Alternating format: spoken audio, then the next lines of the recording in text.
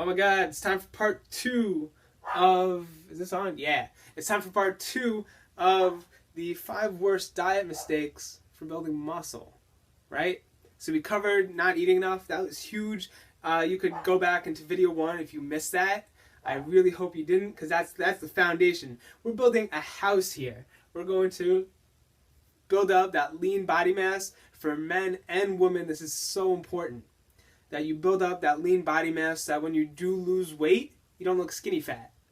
So, now that we have the foundation, let's build some walls. Let's build a room, right? Got this, my handy dandy 5 commandments for building muscle with nutrition. And let me put this down.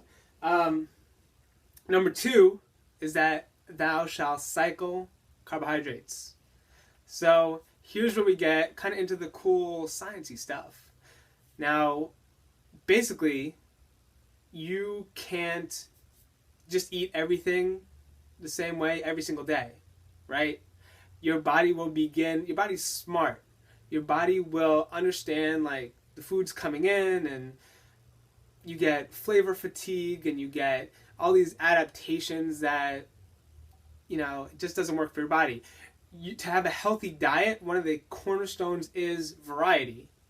And just like with exercise, you're not doing the same exercise workout routine every single day. Some days you have rest days, some days you have light days, some days you have active recovery days. Some days you're just going hard in the gym until you leave a sweat outline of yourself on the floor before you go home. Even if you don't work out that hard, everyone's at a different fitness level. You do have harder days and you have lighter days. And for those harder days, you need more carbohydrates for recovery. So carbohydrates' role in the body, it's that rocket fuel, right? So you have basically for more intense activities, which are going to be like, heavy lifting, or I don't know why I always use the bicep curl. You know what? From now on, heavy lifting is going to be just overhead press, right? So when you're doing your heavy lifting, you're going to need more carbohydrates, because carbohydrates are going to be what kicks off that muscle rebuilding processes in the body, so that you can use the protein you're eating and have the energy to rebuild it into muscle. God, I'm loving all these hand signs. Anyway, you rebuild muscle, and also carbohydrates are foundational for the immune system to keep up that immune strength. Now, I know I talk a lot about the immunity and the immune system, and these are supposed to be, muscle building and nutrition videos. Like, what is this? What does one have to do with the other? You don't see a lot of talk of the immune system in, all those other bro science videos. But the idea is that strength and muscle building is an immune response. Make sense? What happens is you're lifting in the gym, and you have injury to the muscles on a very small level. And so your body, your immune system, sees that damage, that inflammation, and it has to come in and fix you up, heal you up. Now you have, of course, if you lift enough weight, you get a super compensation, so the muscle gets bigger, it gets stronger, and you look awesome, you perform even better, and that's that. Now, I got totally lost on carbohydrates. I don't even know how we ended up over there. But when you cycle your carbohydrates on working days and rest days, you get a better effect of those carbohydrates. So think of it how scarcity works, right? If something's available all the time, it doesn't work as well. Alright, imagine this. I have a puppy at home, Bella. She's half Shih Tzu, half Maltese, all diva. And now, when I was home on weekends or all the time, whatever it was, just working and writing at home, she would just hang out on the couch. She knows I'm there. She knows I'm there. She wants to play, or she wants to go for a walk, right?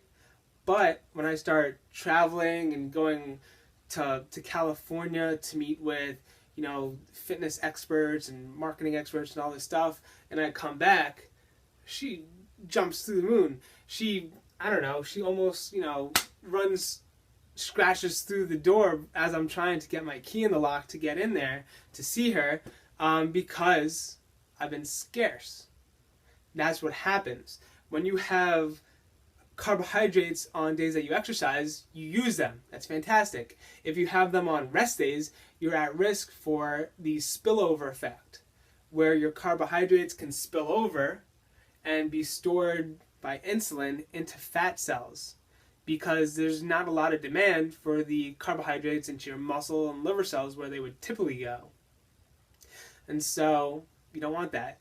In fact, you want your insulin response and your cells to be very sensitive to those carbohydrates, so that when you need carbohydrates to recover at the muscles at that specific position, it'll go right in.